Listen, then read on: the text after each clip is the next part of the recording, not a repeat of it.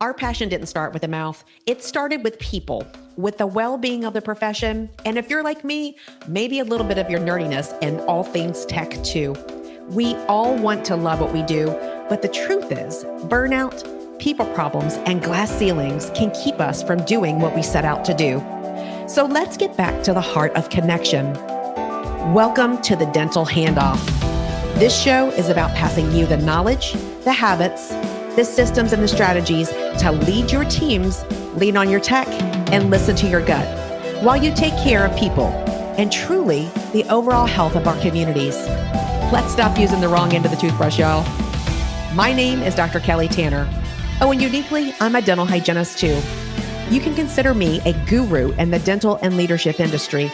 With over 3 decades of experience, my goal is to take you to the next level by empowering growth, perspective, and confidence. By identifying the gaps, recognizing the plaque, and extracting the truth with the other experts in the field. I'll share their stories, empower you to own yours, and elevate your passion in the process. So have a seat in the chair, put on your bib, and let's get to work. Welcome to the Dental Handoff. I am Dr. Kelly Tanner. Thanks for being with us today. I have MichelleStrange with us. Everybody knows Michelle, the roaming dental hygienist. And Michelle and I, you guys have probably heard this a lot through a lot of my podcasts, have been, at conferences together, have said hello to each other in multiple settings, and then now just connecting and getting to know her and her authentic self on our podcast, The Dental Handoff. Michelle, welcome. Thank you. Thank you so much. Yes, I am so happy to come on and actually have, even though everybody's listening to our conversation, it's nice to have this one-on-one opportunity to have some more meaningful conversations. Yes, because when you're at the trade shows, because you want to see and talk with all the people, you get about 2 minutes in, and then we were just talking about that. But Michelle, what I always love to start with is, why dental hygiene for you? Did it choose you? Did you choose it? I think it chose me. I have a really interesting story where I am the dental patient that needed a lot of extra attention. And so starting back when I was 8 and 9 years old, going into ortho, and being 16, getting out of ortho, and then realizing I needed jaw surgery, I needed all these different things. And my bite never, my bite was horrible. It was never a decay problem for me. Mine was a structural problem. I had a lot of things, and, just kind of a fast forward to today, I know now that I had a tongue thrust. I had abnormal swallow. I had horrible sleep issues. I also had, what we know now is kind of childhood sleep apnea. And I also had a birth defect in my gut that ended up rearing its ugly head when I was 37, and I ended up losing a part of my colon and my small intestines that almost killed me. So all of those things combined gave me acid reflux, a horrible swallow, couldn't sleep, I grinded at night, all the things. And so my journey was that when I was 17, I had just been out of ortho.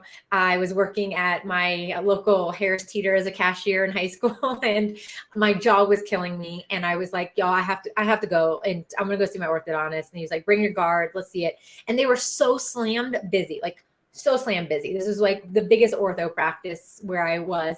And I was like, oh my God, y'all, and I've been going there since I was 8 years old. So these people knew me. I even had people, because I grew up with a single mom, that would come and pick me up from school and take me to my ortho appointment. That's how sweet these people were that I knew.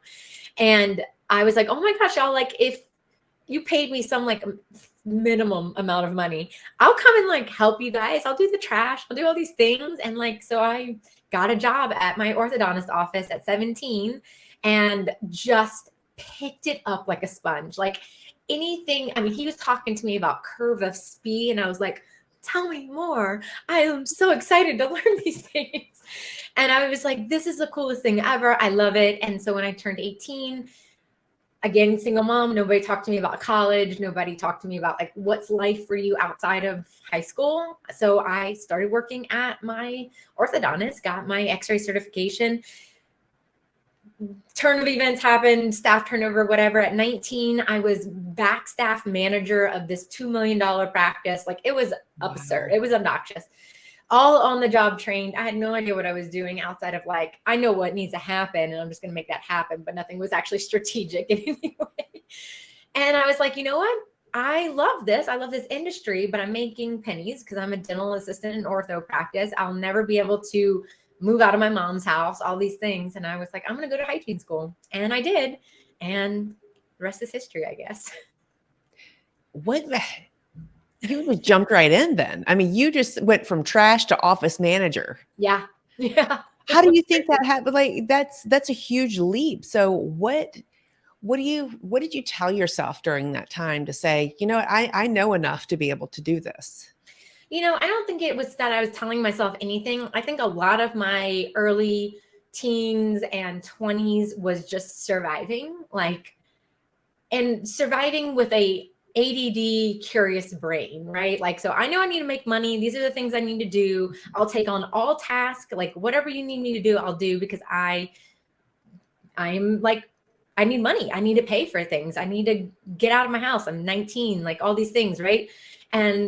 But then also having this genuine curiosity and love for the science, and knowing that like I could help make some changes in people, and knowing that I had so many issues with my mouth, that I just had this empathy for a dental patient.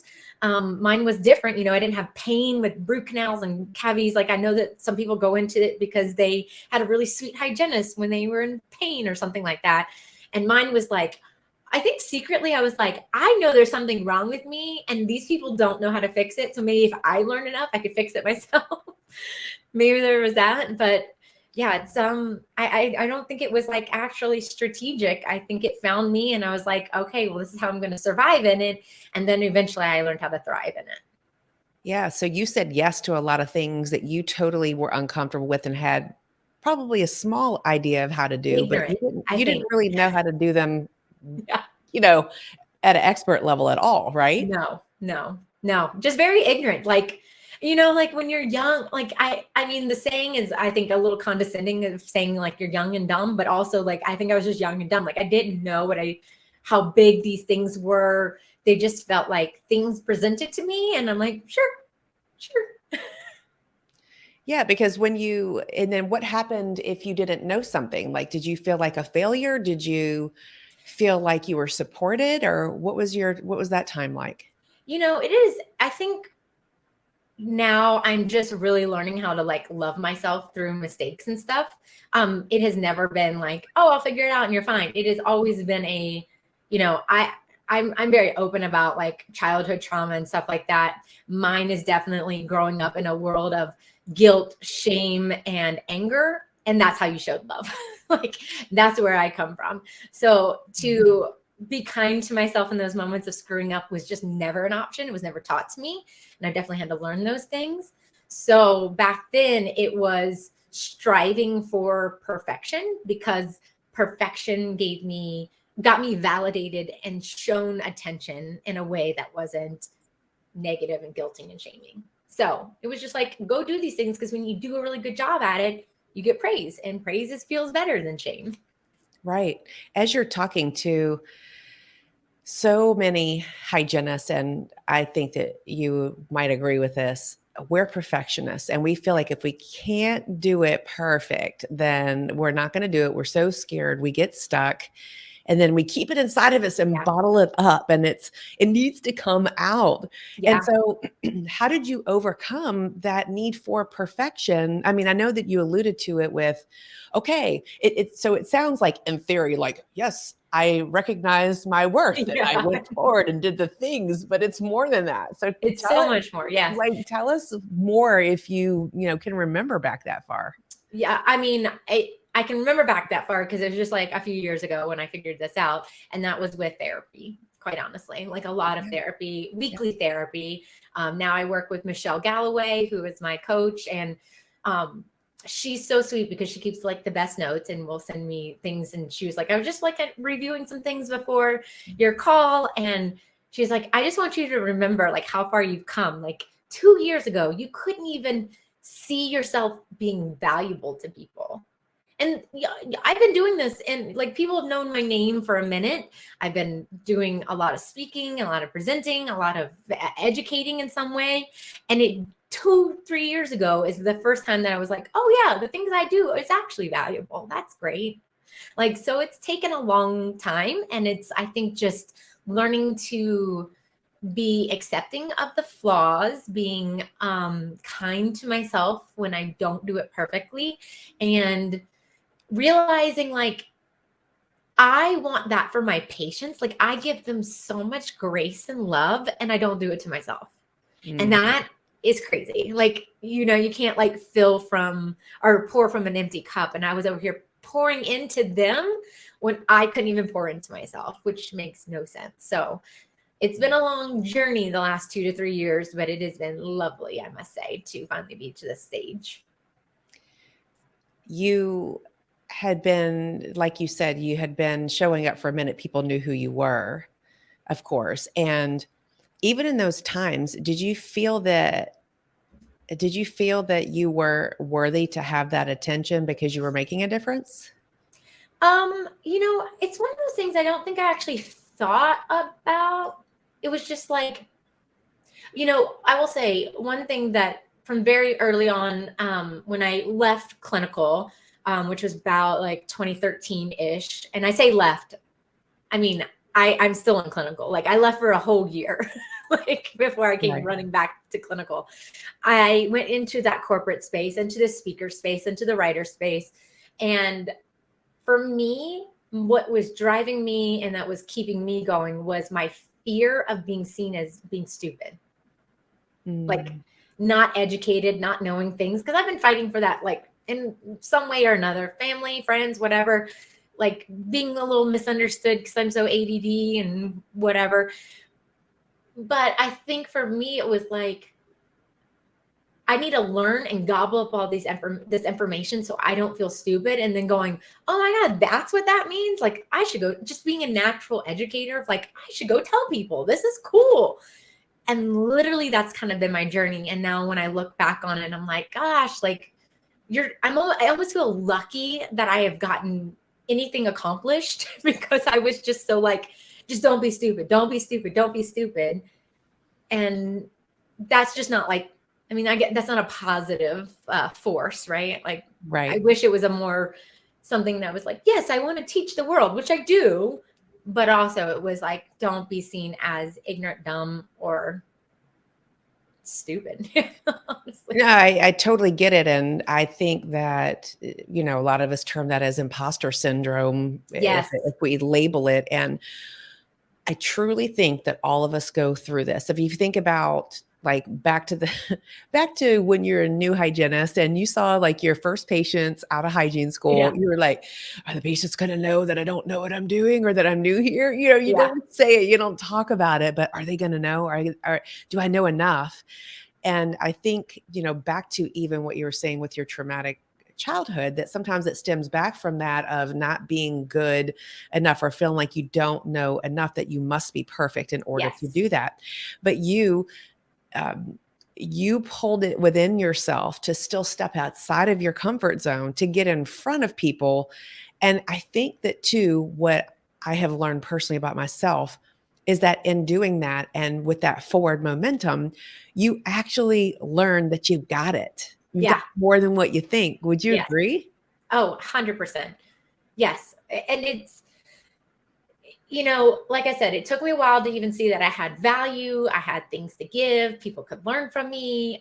People wanted to hear from me. Like I still to this day, even after having podcasts, I'm like, do people even care that I have anything to say? I don't know. Like maybe I should just shut up and go sit down. And then I have wonderful people around me though, that are like, I'm going to need you to snap out of it. Like, come on, like, work through this. I hear you, like we get it, but like also shut up and get it together. Like You have things that are valuable. We all have things that are valuable and all have things that are important to say. So to think that about yourself is coming from a little child that, you know, is still traumatized, right? So it's a hard road, but I think it's going to be a lovely day when we all have that like inner dialogue that's like, yeah, I got cool stuff to say and people want to hear about.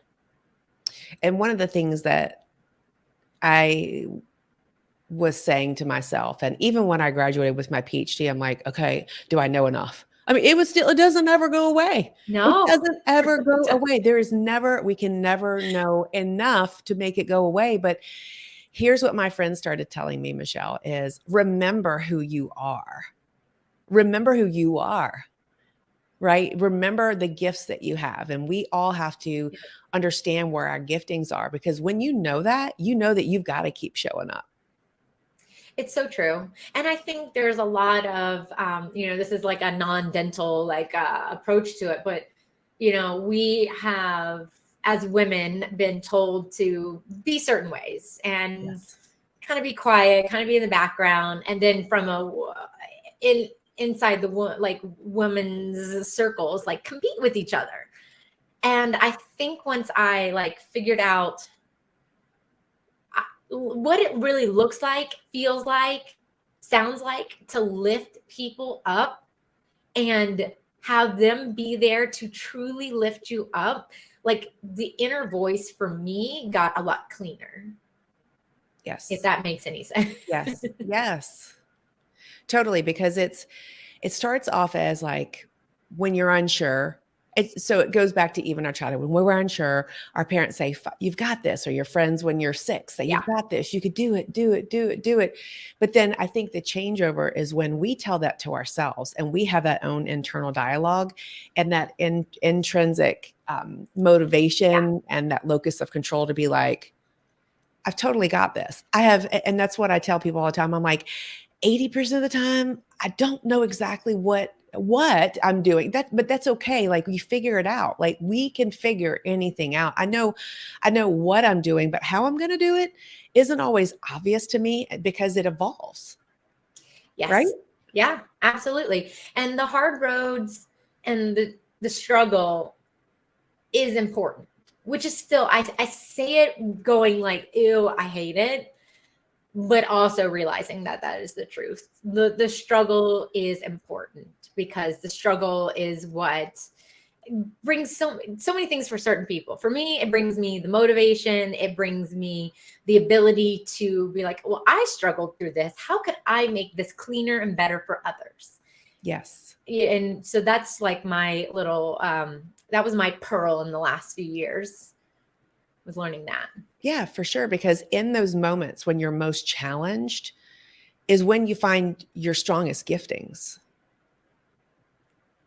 of how you're supposed to show up in the world, right?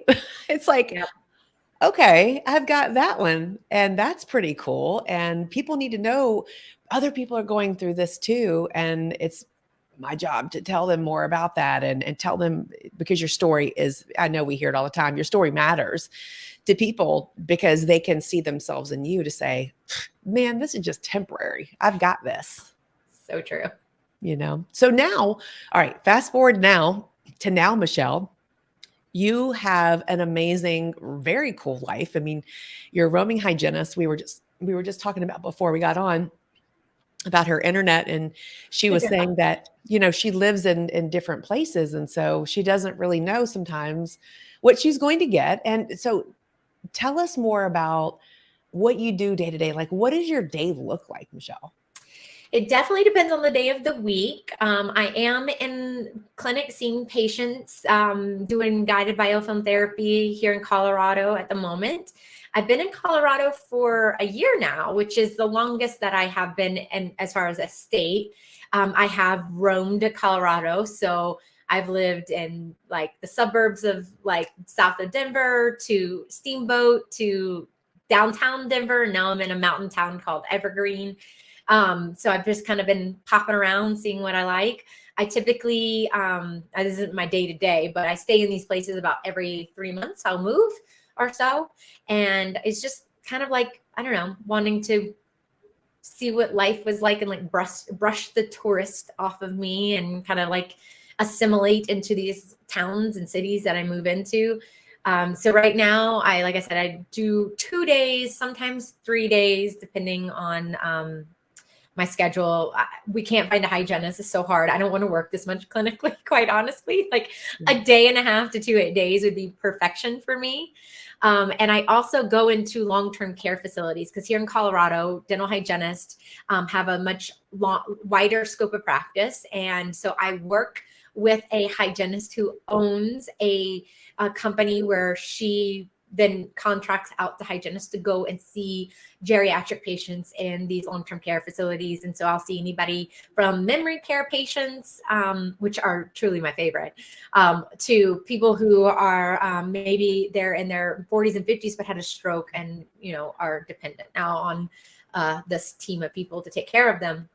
And so that's quite nice. I do that a few times a month because it is hard on the body. So I'm seeing people like in their wheelchair, in their beds, and some ergonomically hard situations. Yeah, for sure. So that's not maybe it's every other week or so that I might go do that. And then I do a lot of writing, content creation. My big love right now is training the infection control coordinator. I do believe this is a very important role for every dental office to have. I should say, like, I need to be off Facebook just for my mental health. However, it is also my catalyst because I will see one person after another talk about the infection control breaches that they're committing, and they're like, and putting it out in the world, which just blows my mind. But it's kind of fuels my fire that like we need to do a better job at patient safety and team safety. And so that's kind of my big thing now. For a while, I was speaking a lot on dental implants and home care and motivational interviewing and all those things that I do love so much. I tried to transition it over only infection control, but I keep kind of getting pulled back into the other side. So I've just kind of embraced that I'm talking about all of these things at this point. So a little speaking, writing, I don't know. I work 7 days a week. It's not, but I love it. Like, even if somebody was like, oh, Michelle, you gotta give yourself better self-care. I'm like, maybe for a morning, and then I'll be back doing some kind of dental content creation. Yeah, because you love it. I mean, I genuinely do. It's kind of like self-care because you feel like you're feeding your soul when you do it. Is that how you feel? Yeah. I mean, I think I'm just a natural, like, curious person and educator. So like when I learn things, and as the typical neurodivergent, hyper focus on it with the intensity of like a predator stalking its prey.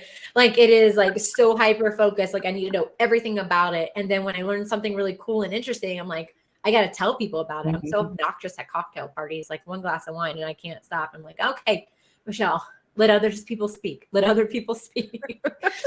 But I just love it. I genuinely do.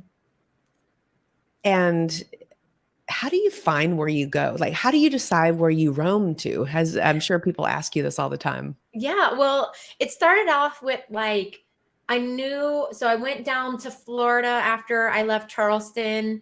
And was there for the, few weeks, maybe 2 months. I always loved New Orleans, and I was like, I want to get there and like not be on Bourbon Street, not be the tourist. And so I found this cool place in New Orleans. I ended up staying a little longer because I liked it. And that's where I actually met my partner, John. And and then I was like, well, I want to ski. I want to be able to like ski anytime I want, because that's new for me. And so I was like, I'm going to go Colorado for the winter. And then I went to Steamboat to do a GBT training. And I was like, this is the coolest little mountain town. And I was like, I'm going to move there. And so it's just kind of been like, oh, that place seems cool. Let me go try it out. So it's just basically like, I want to go do this. I want to go do that. That is so cool. Yeah. I had these like things like I wanted to live in a high rise. And so I did. And I want to live on a boat. And so I probably will. So I'm just going to like try it out and see where the wind blows me. You need to write a book. Has anybody ever told you that? I know it's some people's nightmare because like I don't have a permanent address. Like I literally don't like once my lease is done, like I need to start doing the research like a month or 6 weeks ahead of time to know where I'm going. And when I was in Florida, New Orleans had the hurricane, and I was like, I might actually not have a place to live in a few weeks.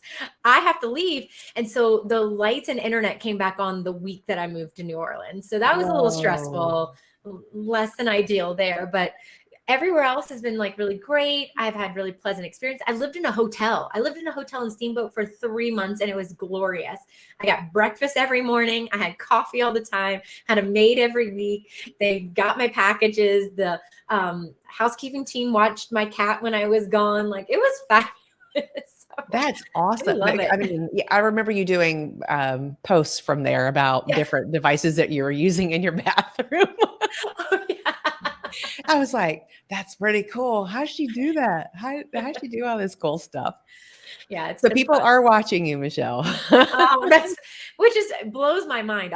Still, anybody that's like, oh my God, Michelle Strange. I'm like, how do you know me? Like, that's so crazy. Like, I still feel like I'm just like a nobody floating through dentistry. That's not true. I'm not going to let you talk about yourself like that. But I think it's also what keeps me humble and authentic. Like, I am very, like, my partner was like, you really are pretty authentic. You just showed up in a face mask that makes you look like Hannibal Lecter, and you were talking about dentistry. And I was like, yeah, I mean, there are not two Michelles. There's not Instagram speaker Michelle. But I will say it was at one point. And also, if anybody's listening to this, like, we've all been there. Like, the confidence was a struggle for me. Amber Auger, who I adore and love, she was like, I just always wondered how you got confidence. And I was like, I have never confidence. Like, I'm mouthy, and that's where it ends.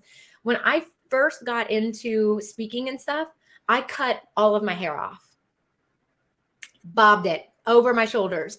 And everybody's like, oh, a change. I was like, if you only knew, the real reason was that I knew I was going to be working these booths, and I was going to be talking to doctors, and I did not want to be seen as the booth babe. I did not want to be seen. I got very like, jackets and like business attire, things that I think I have a different take on professional attire these days. But in the time, I was like, this is the professional stuff, and this is how I behave, and this is how I speak. And I just was so desperate to not be seen as like the cute little hygienist from South Carolina. And now I'm just like, it is what it is. Like, some people call me cute. And so I'm a hygienist from South Carolina, and like, that is what it is. And I'm going to be authentic and real. And this is who I am. And I'm not going to change my appearance for y'all, kind of thing. Yeah, 100%. I mean, but that's you growing into that, yes. Like showing up just as you are, just knowing that how you are and how you present is good enough, regardless of how it is. Right. And it took a while to get there, but I'm happy to be here now. I'm so glad that you're there, and it's still a work in progress, because sometimes those things show up and you don't know where they come from. Truly. And that's why I have therapy every week. That is why I have my coach, because I can talk about these things, and the self-awareness of it is much better, but it's not always there. Like, it takes me a minute, and she'll be like, let's talk about like that. At least I feel comfortable being like, here's the weird dark things that I talk about. Like, here's the imagination that's happening in my brain right now. Help me realize if this facts or feelings kind of thing. And then we talk through it, and like, I come up and like, that shit again. Sorry if I can't cuss. Like, that again. Like, here, like, I thought I conquered that, but showing up as this weird thing over here, and like, just realizing it and being very self-aware, being kind to myself when it happens over and over again, if it manifests in a different way, and just being open for growth and struggle, and being messy. I know I've been messy a lot of times, and I don't apologize for it, because I know that it was me trying to figure things out, and I was doing it for the greater good of what I felt was taking up for people. People probably saw it as messy, and I saw it as like, it is, but here it is. Yeah, that could scare a lot of people away from even trying it. But again, back to that perfection, you are showing up how you are, and it's part of the story and then you look back at how you were, you look back at your bob, and you say, oh, I remember that time. I remember when my reels weren't as great. Okay. Cool. Good. This is, authenticity as well. And this is a life lesson. You have to at least show up, Yes. even get it right or wrong, right? We have to show up. And then I also have to tell myself to show people grace and not always define them as that moment, right? Now, there's some people where I'm like, you've shown me a few times and you are now wrote off. Like, you are at arm's length at all times. But then there are times where I'm like, if you were defined, Michelle, by this one moment, is that how you want to be like seen forever? And it's like, of course not. Maybe if it's a good moment, yes, but not always a good moment. So I really want to show myself grace and show other people grace, and that we are all going through our own experiences, and you got to be kind in those moments. Yes, you do. And thank you for all that you're doing, Michelle, because the world does need what you have to say, and it needs you. And I love what you're doing with infection control. And how do people find more about that, the classes that you're offering? So I have levelupip.com, or you can follow me on Instagram, which is Level Up Infection Prevention. And I have digital courses because I totally understand that infection prevention is fragmented. It's all over the place. It's difficult to know. And a lot of us are on the job trained in certain situations. And quite frankly, just because you have a dental degree does not make you an expert in infection prevention. It is an education outside of your dental license, your dental education or certifications. And so this is meant to give you the how-to, not like, yeah, we have to do our dental water lines because the Legionnaires and all these different, like, yes, we get that, but this is how you're going to do it. And so it's quick how-to videos. And at the end, I give you a lot of downloads so that you could take them into your practice and become the infection control coordinator, which is a CDC recommendation from 2003. So that's been 20 years, y'all. And we do not have this as a standard role in most practices. So I'm really passionate about that. And then you can always follow me on the Roaming Dental Hygienist on Instagram. Go to my website, MichelleStrangeRDH.com, where you can see a lot of the videos I've created, the articles I've written, and podcasts that I've been on. Fun. Look at where you are now. Yeah. Look at you doing all the great things.